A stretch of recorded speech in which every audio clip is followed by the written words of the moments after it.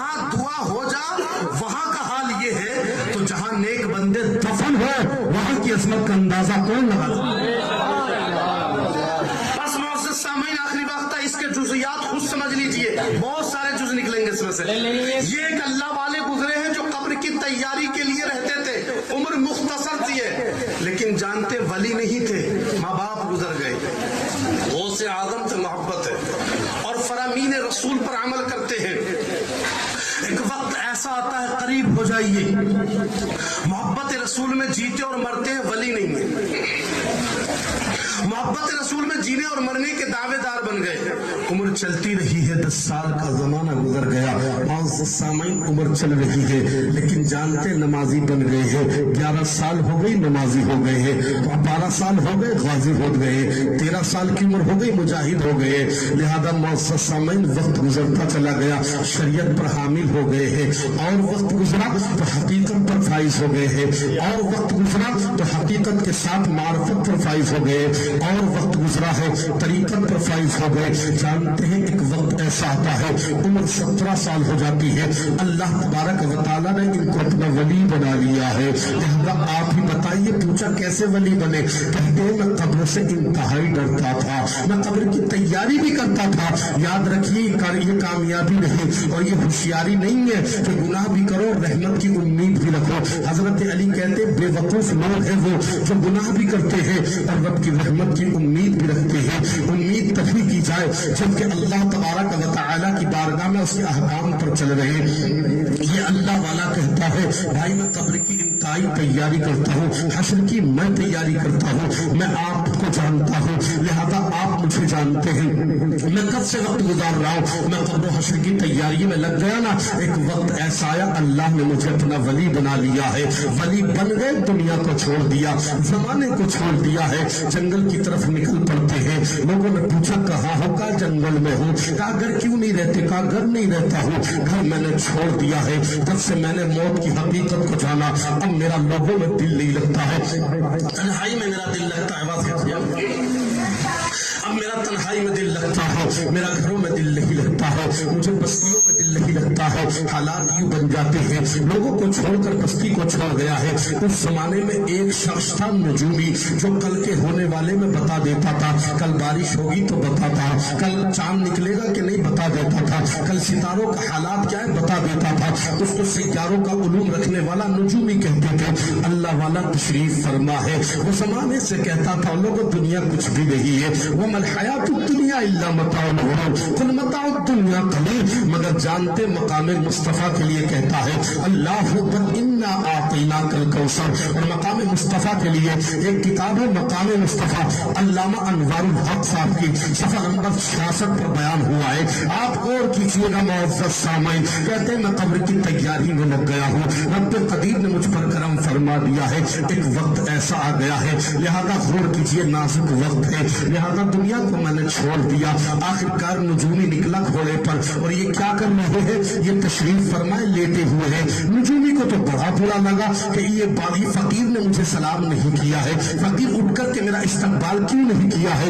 جانتے فقیر کے پاس لوٹتا ہے نجومی، کہتا او بھائی تو مجھے نہیں جانتا، میرا احسان کائنات پر ہے، میرا احسان دنیا والوں پر ہے، میرا احسان زمانے والوں پر ہے، تو نے مجھے سلام کیوں نہیں کیا ہے؟ اللہ والا کہتا ہے بے احتیاطی میں رہ گیا ہے، اور بھائی سلام نہیں کیا تو کیا ہو گیا ہے، لہذا اب سلام کر لیتا ہوں۔ کہا نہیں تو نے بے دردی کے ساتھ، اللہ اکبر تو ظالم ہے، تو نے مجھ پر ظلم کیا۔ اللہ والا کہتا ہے ظلم کی کون سی بات ہے بھائی، میں نے کوئی ظلم نہیں کیا۔ آخر کار اس نے اصرار کیا، اللہ والے نے کہا وہ بھائی کیا کہنا چاہتا ہے؟ کہا سلام کیوں نہیں کیا؟ اللہ والا کہتا ہے تجھے سلام کرنے سے قبل میں اللہ کا قرآن پڑھ رہا تھا، موت کی تیاری میں لگا تھا، میں سورہ بقرہ کو پڑھ رہا تھا، سورہ نساء کو پڑھ رہا تھا، سورہ مائدہ کو پڑھ رہا تھا، سورہ فلق کو پڑھ رہا تھا، سورہ کوثر کو پڑھ رہا تھا، سورہ بقرہ کو پڑھ رہا تھا، سورہ نساء کو پڑھ رہا تھا، سورہ یوسف کو پڑھ رہا تھا، سورہ یونس کو پڑھ رہا تھا، سورہ مریم کو پڑھ رہا تھا، سورہ اللہ اکبر کبیرہ، میں سورہ کوثر کے ساتھ ساتھ میں سورہ ایلاف قریش کو پڑھ رہا تھا۔ اب پتا تجھے سلام نہیں کیا تو کیا تعجب کی بات ہے؟ ہے تو کہتا ہے میں اتنا بڑا نجومی ہوں کہ میں سلام نہیں کیا. اللہ والا کہتا ہے تجھے بڑا بھروسہ ہے اپنے اوپر تو بتا یہ مہینہ کا چاند جو نکلے گا وہ 29 کا نکلے گا یا 30 کا نکلے گا؟ اب تم ہی بتا دے, فیصلہ کر ذرا. فیصلہ کر تو صحیح. اللہ والے کے غلام مصطفیٰ کے عاشق سے الجھ رہا ہے. اب بتا یہ کون تھا؟ یہ قبر کی تیاری کرنے والا ایک مرد مجاہد عام انسان جس کو اللہ نے اپنا مقرب بندہ بنایا تھا. جانتے ہوتا کیا ہے؟ وہ کہتا ہے پتا. اس نے صاحب کتاب کو لیا, الٹنے لگا, دوسرا پیج پلٹ دیا, تیسرا پلٹ دیا, حساب و کتاب لگا لیا, سیاروں کو دیکھ لیا. نجومی ہے نا, سب کچھ دیکھ کر کے کہتا ہے ہاں بھائی بتاؤں یہ چاند جو ہے وہ 30 کا ہوگا. سبحان اللہ. اللہ والا کہتا ہے 30 کا نہیں, چاند میں کہتا ہوں 29 کا ہوگا. بہت بڑا نجومی بنا پھر رہا ہے. ارے تجھے پتا نہیں ہے جہاں سائیکولوجی کا علم اختتام کو پہنچتا ہے وہاں مصطفیٰ جان رحمت کے غلام کے علوم کی ابتدا ہوتی ہے. اس لیے کہ صرف ایک علم ہے, نیب ایک علم ہے, اللہ اکبر, سائیکولوجی ایک علم ہے, بایولوجی ایک علم ہے, ٹیکنالوجی ایک علم ہے. لیکن جہاں تمام علوم عربی صرف نیب وغیرہ مل جاتے ہیں وہاں اسی منبع کو اللہ کا قرآن کہتے ہیں. قرآن میں نے پڑھا, قرآن کو میں نے جانا, قرآن کی عظمت کو میں نے سلام کیا. چاند کتنے کا ہوگا؟ کہا جا چلا جا 29 کا ہوگا. کہا 30 کا ہو گیا نا تو کیا کرے گا؟ کہا یہ اللہ والا زندگی بھر تیری غلامی کرے گا. کہا اگر 29 کا ہوا تو میں تیری غلامی کروں گا. معزز سامعین بات بڑھ گئی, لہذا دونوں میں جھگڑا ہو گیا. یہ جھگڑا چلا گیا بادشاہ کے دربار پر. اب لوگ انتظار کرنے لگے. لوگوں نے تاریخ کو دیکھا, وہاں سب لوگ اکٹھے ہو گئے. کون اکٹھے؟ بادشاہ, وزیر, لوگ, ادیب, وسیع, بلیغ سب اکٹھے ہو گئے. اچھا بات سمجھ میں آ رہی؟ یہ کون تھے؟ قبر کی تیاری کرنے والے کو کبھی کبھی اللہ اس کے گناہوں کو معاف فرما کر اسے اپنا قرب دے دیتا ہے, بلکہ اس کی موت کے بارے میں اسے علم دے دیتا ہے. موت کی تیاری کرنا بھی یہ رحمت خدا بندی ہے. لہذا اس نے کہا وزیر آ گئے ہیں, ادیب آ گئے ہیں, وسیع آ گئے ہیں, پیارے اسلامی بھائی بلیغ آ گئے. معزز سامعین غور و فکر کرنا, سب لوگ اکٹھے ہو گئے. بادشاہ آ گیا, وزیر آ گئے, لوگ آ گئے, دیہاتی آ گئے. اب سب لوگوں کی نظر چاند پر ہے. تاریخ 29 ہے, دیکھنی ہے. 19 گزر گئی, 20 بھی گزر گئی, 22 آ گئی, 25 بھی گزر گئی, 27 آ گئی, 29 بھی آ گئی. اب لوگ سب جمع ہو گئے, اس لیے کہ عہد ہوا تھا. اللہ اکبر, سب کی نظر چاند پر ہے. بادشاہ کی نظر چاند پر ہے, وزیر کی نظر چاند پر ہے, زمانے کی نظر چاند پر ہے, اپنوں کی نگاہ چاند پر ہے, بیگانوں کی نگاہ چاند پر ہے. سب نگاہ کی کہاں ہے؟ چاند پر ہے.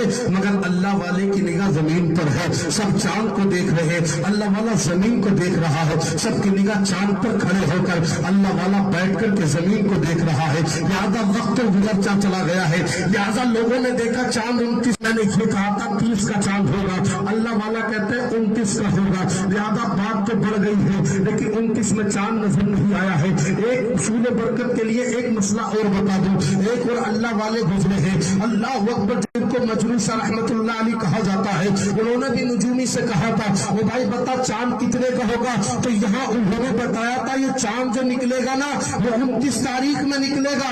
اللہ والا کہتا ہے 30 میں نکلے گا.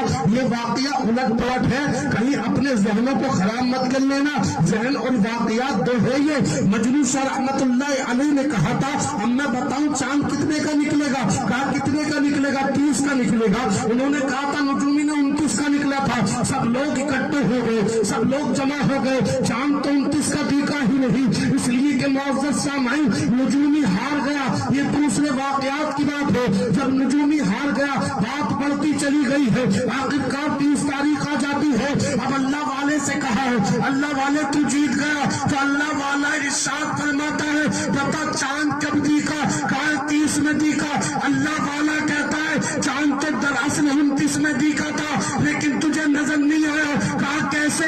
کہا تو کہاں دیکھ رہا تھا؟ کہا चांद को, वजीर कहा चांद को, बादशाह कहा चांद को, लोग कहा चांद को, लेकिन मैं क्या कर रहा था? कहा तुम जमीन को देख रहे थे, जमीन पर हाथों को रखकर अपने हाथ की हथेली देख रहे थे। इरशाद फरमाते हैं वो सुन ले नुजूमी, चांद तो 29 सदी का था, मगर मैंने जमीन पर बैठकर आसमान के चांद को अपने हाथों की हथेलियों से छुपा लिया था।